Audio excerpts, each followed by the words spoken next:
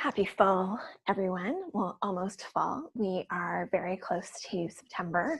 And today I wanted to talk to you a little bit about the importance of recommitting to your self-care and this idea of falling back in love with ourselves. So why is this important? I know that in September, a lot of us can get really busy with going back to school. Our kids are going back to school. We're getting back to a different routine around work. And a lot of the things that we do value in the summertime, like taking personal time, gets pushed to the wayside. And, it's important that as we shift into colder winter months, but also into reduced amount of light, and because we have more commitments in terms of responsibilities, it's actually more important that we increase our level of self-care. And so how can we do that? Well, we can start thinking about it now before we get right into the throes of fall. So first thing is setting up time for you to listen. So listening deeply to your body, listening deeply to what your highest self is asking you for. So, from this deep place of listening, you can create your intention. For everything to really get grounded into this material plane, we need to set a clear intention of what it is that we are looking to call in. So the first step to do that is listening. So you can do that through meditation or by taking time to, have a daily dance practice, or if that's going for a walk, or even if you don't have space for that right now, in the morning or at night before you're going to sleep or just as you're waking up, taking literally 2 minutes to do a body scan, to tune in and listen to what your body is asking you. From that space of listening, you can move into setting an intention for yourself. What is it that you are intending for your well-being? And so once you're clear on your intention, then you can start taking some actions. And actions can be as easy as saying yes to things that feel nourishing and good to you, and saying no to things that feel depleting and that are taking away energy from you. Okay, so listening, setting your intention. Third, taking action by saying yes and saying no. Okay, a fourth step is setting up some structures and some accountability for your intention. So what I mean by that is, if you know that you get really stressed out by midweek, carve some time to have a bath for yourself in the evening of Wednesday or Tuesday.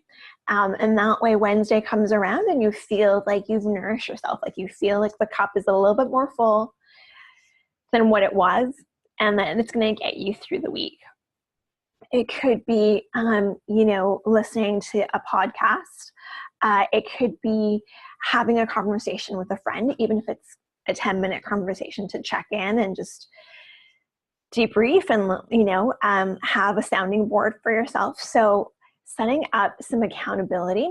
So picking some people in your life that you feel would be good partners to hold you accountable to your intentions and to your actions and to your structure will definitely support your success.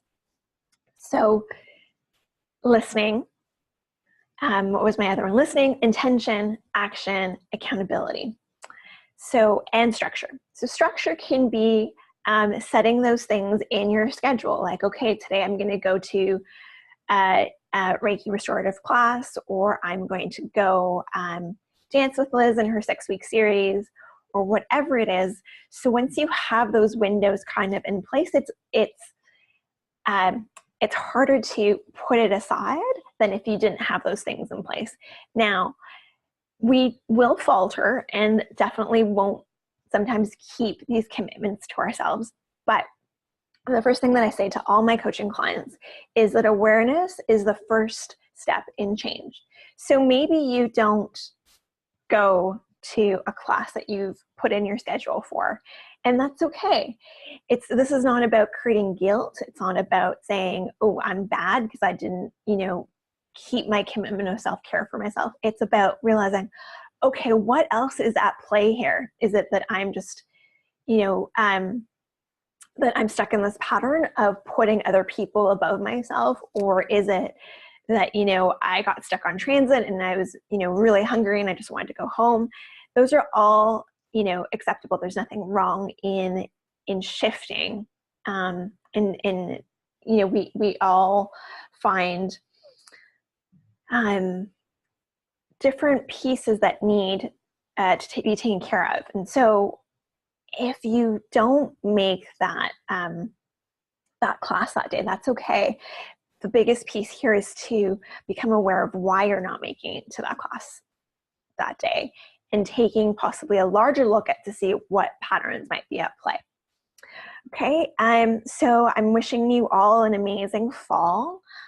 Fall is definitely a time of transition. It's also a time to refocus and recommit to things that are important to us. I'm offering several different courses around the theme of self-care and self-love this fall. So I've got my Womb Magic course.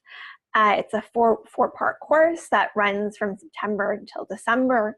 So monthly from September till December. And then I've got the Dance Tempo. So it's a 6-week women's only dance and circle starting September 18th.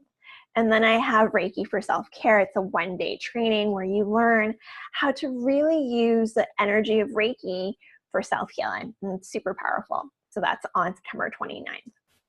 I'm also offering moon oracle readings online, as well as womb healing sessions in person at the Rock Store, in addition to my regular Reiki practice and my women's coaching practice. So if you have any further questions, feel free to drop me a line, liz@lizdiaz.ca. All this information is on my website, lizdiaz.ca. And just sending so much love to you. If you might have seen my post on Facebook about my recovery process around having a concussion. I'm on day 21 today of recovery, and my personal process of recovery has really, really invited me to root into what is nourishing and what does feel good to me, and saying no to everything else. And so I invite you to step into your power. I invite you to step into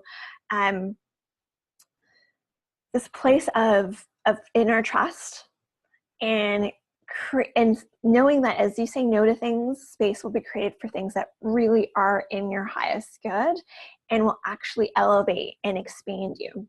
Okay, so I hope to see you in circle. I hope to see you online. I will be shifting a lot more of my offerings to being online as I recover from my concussion, so stay tuned to that. Again, so much love to you. Thank you for being part of this journey with me. Thank you. Blessings.